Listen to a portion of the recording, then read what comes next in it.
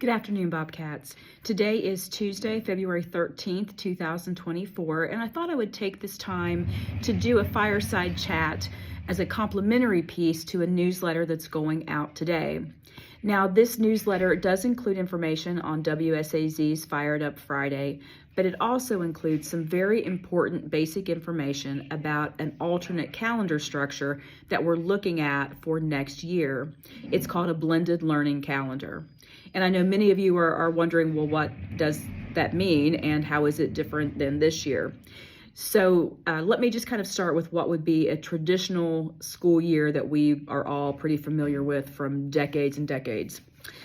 Typically, a school year begins in August and ends in May, and we're looking at 5-day weeks, 5 days of instruction, unless there's a holiday or something built in there. Now, this year, of course, our start month was later. It was after Labor Day in September, but that was due to extenuating circumstances with the opening of our new building. But traditionally, it is usually mid to late August after the Scioto County Fair, and we go until May, 5 days a week. Now, that's what we're probably all pretty used to. This blended learning calendar that I'm talking about takes an alternate approach, and it looks at students being able to get their required instructional hours in 4 days of instruction with a 5th day as a parent choice. Now, with that, I'm going to just throw a couple of things out there because I think with that comment, there are at least, probably a lot of things, but at least 2 things that come up automatically.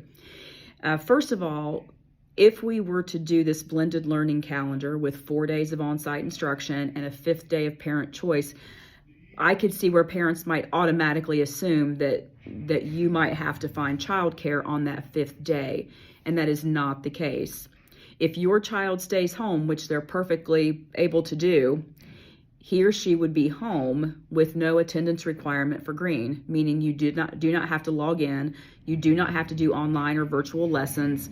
That's for you to decide what you do that day. So your child could be home and rest. Your child could just be, active and be a kid. You could have your child catch up on chores, or you could go shopping or do whatever you want to do that day, and you do not have an attendance penalty. But many of you are working parents and do not have that opportunity to do that on a regular basis, and you would still need your child to come to school on that 5th day. That's perfectly fine too. We would offer transportation. We would offer meal service in the form of a light breakfast and a light lunch, but it would not be a traditional instructional day. So children who are staying at home are not going to somehow miss out on required academic content on that 5th day. What it might look like here at school instead of a traditional school day could be some study tables or some IXL or some accelerated reader, or for high schoolers, ACT prep, college career planning and information. It could be recess, and it could be movie time, and it could be activity time out, walking around the track. Lots of things that can be done, but not a typical instructional day, okay? So your child could be here and you don't have to try to find childcare, but the day would look a little different in terms of what we would have going on here. I will get into a little bit more of that when I go over the newsletter, but I wanted you to just have at least a little bit of basic information before we get into some of the details. And I know I put out a survey and tried to get a lot of information from our staff here, from all staff, whether they be administrators, teachers, bus drivers, cooks. I put it out, custodians, maintenance, auxiliary, our teachers' aides, the folks, our secretaries, everyone, to try to get as many perspectives as possible while considering making a shift to this blended learning calendar. It is popping up in a lot of different states across the United States. It's very sparse here in Ohio, kind of popping up like popcorn every once in a while here or there.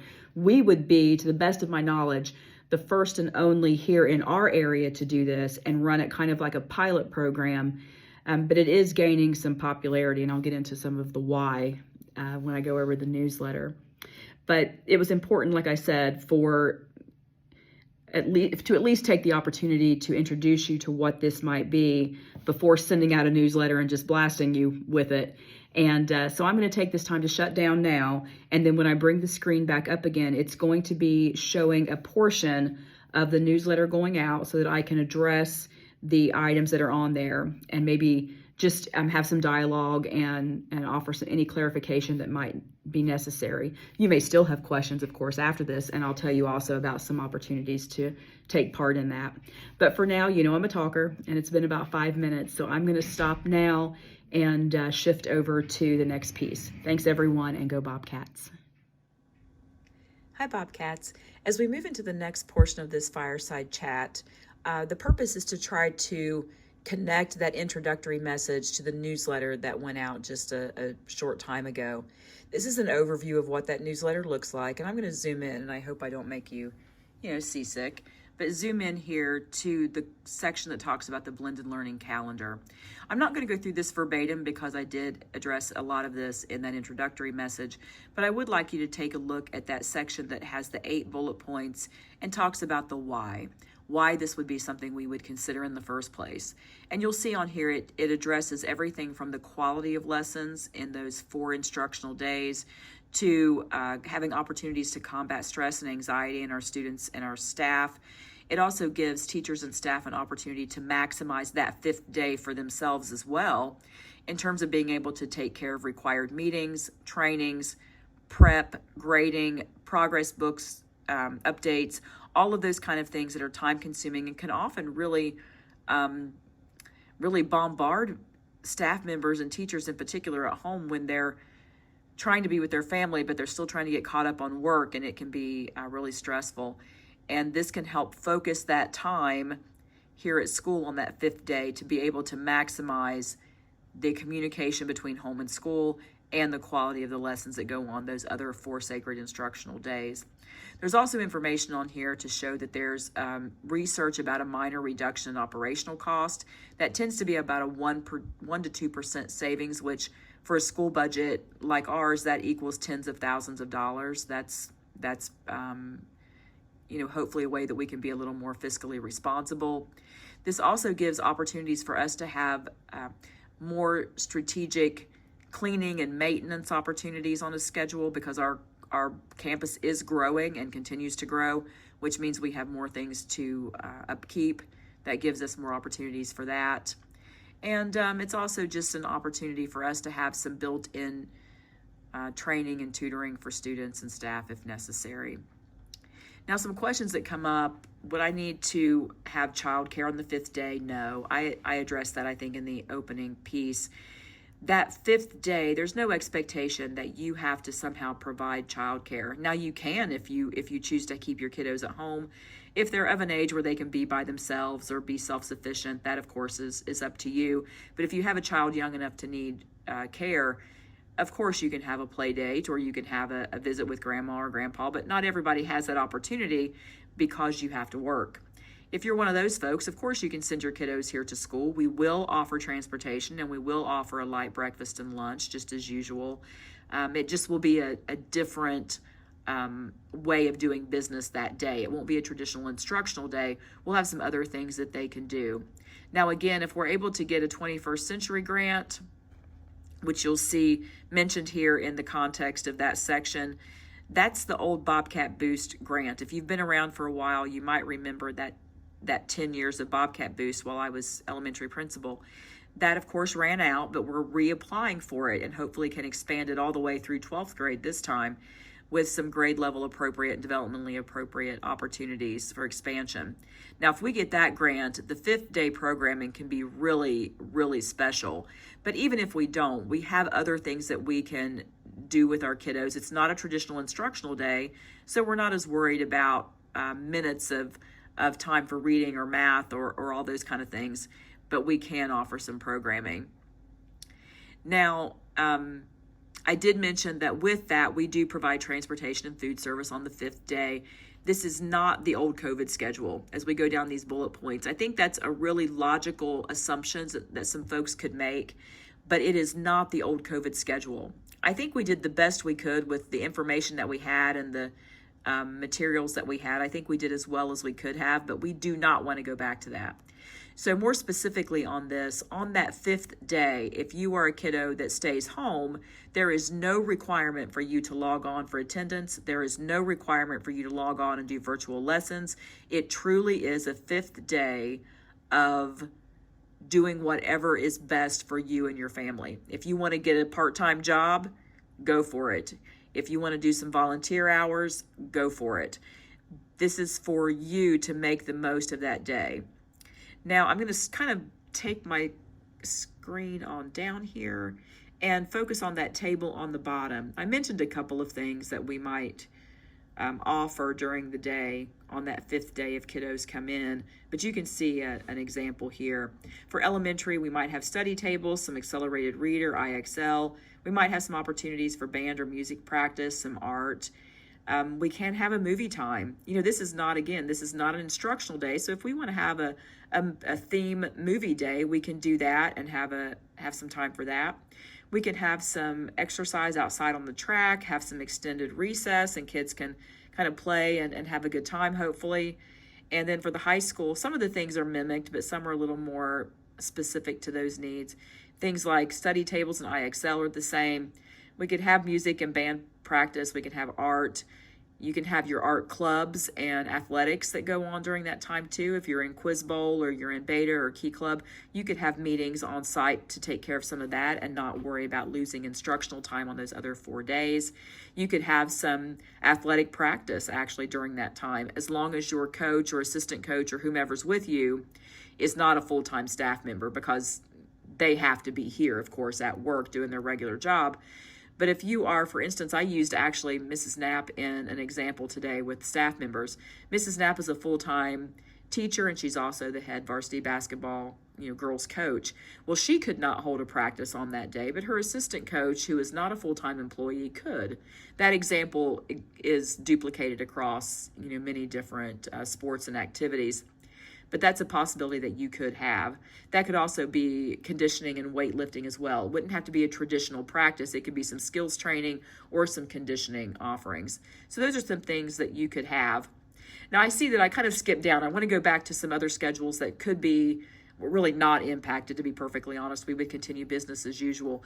But if you are a parent or a student who would have someone attending the CTC, the Career Technical Center, that schedule would not change. That is still, to the best of my knowledge, a 5-day program, and we would offer transportation just like we are this year. Now, the other end of that, we have CTC on the upper high school end, and then we have preschool on the younger elementary end. Preschool already operates on a 4-day schedule. They are 4 days on and 1 day off. That schedule would continue. Preschool would not be a part of that 5th day programming. It would stay as it is with 4 days of instruction, 1 day off. So there's no change there. Now, folks, I know I didn't go over every single thing on here, but I just wanted you to have at least a little connection to the overview that I had originally and to this newsletter that's going out in print. I'm going to kind of scroll over here or scan over here to the bottom portion over here where it talks about blended learning calendar meetings and input. There are some opportunities here for you to have your contribution. Now, the number one there says fireside chat. That's what I'm doing right now. The survey is going out tomorrow. It will be an online Google form, Happy Valentine's Day survey, about what you're hearing about a potential for a blended learning calendar. I'm very interested in seeing some of the feedback there. That link to participate in that survey will be posted on Facebook, and I will have it on the Remind app. Next, after that, and that survey, let me go back. That survey will be active tomorrow, February 14th, through the end of the day on Monday, February 19th. Now we're not in, I'm so sorry. I'm in my office and the light, I didn't move enough and the light kicked off. Sorry, gang. Let me get that back on. Oh, I hate that. Sorry about that. But going back to that survey piece, it will go through February 19th, which is a day off. That's President's Day. But I will be looking at that and taking it very seriously. There will be an informational meeting on the 20th, which is Tuesday.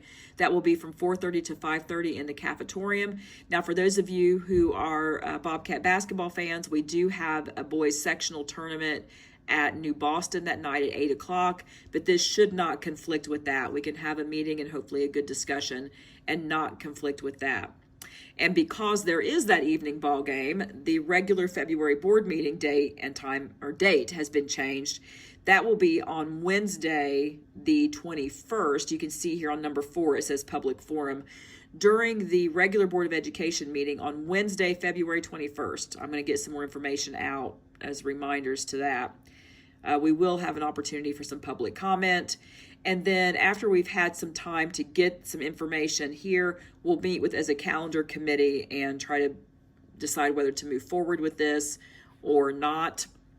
I want to thank Jamie Allen. Jamie saw the invitation to join a calendar committee on one of the recent newsletters that went out, and she signed up for it. So thanks, Jamie. If you're watching this, you'll be able to join into the meeting as soon as we kind of get that scheduled. And if anybody else would like to join, I'll take the first few people who contact me via email.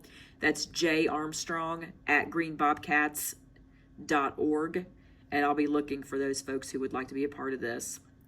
Okay, gang, I'm going to scroll, kind of zoom back out again and show you the overview of the newsletter that's going out. The top left-hand portion says Fired Up Friday. You'll also see some information on that schedule. And then the biggest portion here is, of course, that blended learning calendar information and an opportunity to have your input on what you think about that. I will tell you the staff survey that went out is about 80% positive right now, with 80% of our staff members who are in favor of this. So I really appreciate that support. Without that kind of survey turnout, I wouldn't even consider moving forward. But there is really good support internally. So now I want to see what the parent opinion and guardian opinion is of this. So please watch for that survey tomorrow. Thanks everyone for being a part of this and for taking this seriously. We certainly take the education of our students seriously. And as always, go Bobcats.